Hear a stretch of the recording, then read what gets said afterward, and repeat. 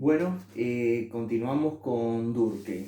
El texto que vamos a analizar ahora se llama Las reglas del método sociológico y es una obra de él del año 1895. En la misma, ¿qué es lo que él hace? Él desarrolla todo el camino o ruta que utiliza para hacer los análisis sociológicos como los que ha hecho en las distintas obras que nosotros hemos visto anteriormente, como por ejemplo la del suicidio. ¿Cuál es el camino o la ruta que él sigue en el análisis de sus trabajos? Es el siguiente. Primero, define el objeto del estudio. Por ejemplo, en el estudio del suicidio, él define lo que es el suicidio para él, hace una tipología para luego hacer un análisis. Después, refuta las explicaciones meramente individualistas de los fenómenos.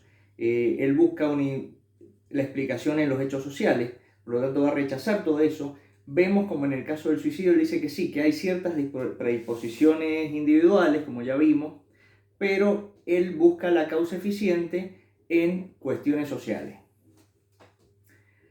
Lo que hace después, da la explicación meramente sociológica que, como adelantáramos, es justamente una explicación basada en cuestiones externas al individuo, cuestiones sociales o cuestiones objetivas. Por ejemplo, en lo que sería la explicación de la religión, la adoración por la sociedad, en lo que sería la explicación del aumento de las tasas de suicidios, sería, por ejemplo, esos conflictos sociales o esa presión social ejercida sobre el individuo.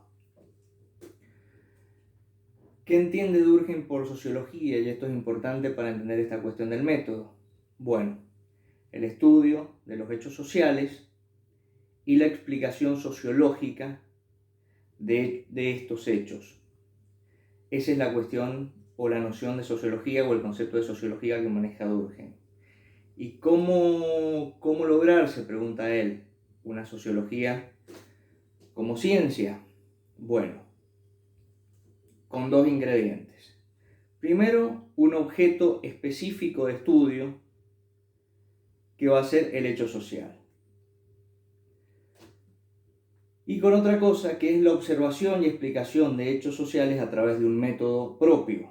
Entonces dice Durkheim, a ver, ¿cómo habría que estudiar los hechos sociales para que la sociología sea una ciencia? Bueno, él dice que hay que estudiar los hechos sociales como cosas. ¿Qué quiere decir esto? Estudiarlos como cosas. No quiere decir banalizarlos, cosificarlos o tenerlos por menos. Lo que quiere decir es estudiarlos objetivamente, tratarlos como un objeto observable, sopesable, medible. Bueno, acá de nuevo en Durkheim todo este bagaje positivista siglo XIX que aplica estas cuestiones de las ciencias físicas, el objeto tiene que verlo como algo exterior, algo que podemos observar, algo que nos es dable conocer a través de este método. Por otro lado, ¿qué es un hecho social propiamente dicho? Es un modo de hacer que puede ser fijo o no fijo, y que esto es lo importante, ejerce sobre el individuo una presión exterior. La presión exterior, como vimos por ejemplo en el caso del suicidio, más allá de la predisposición, y volvemos siempre sobre ese ejemplo porque me parece el más claro, más allá de esa predisposición, la presión exterior por ciertas causas o por ciertos coeficientes de agravamiento o ciertos coeficientes de disminución en su caso. Entonces, que ejerce sobre el individuo una presión exterior. Por otro lado, que es general, ese hecho social es general para el ámbito de toda una sociedad dada y tiene existencia propia independiente de la manifestación o existencia individual de ese hecho. Esto es importante porque justamente acá de nuevo lo saca del ámbito interno y lo lleva a la exteriorización. Ejemplos de estos hechos, por ejemplo, la moda, el derecho, las creencias. ¿Cómo explicar estos hechos sociales? Importante también en este método de Durkheim, él dice por su causa.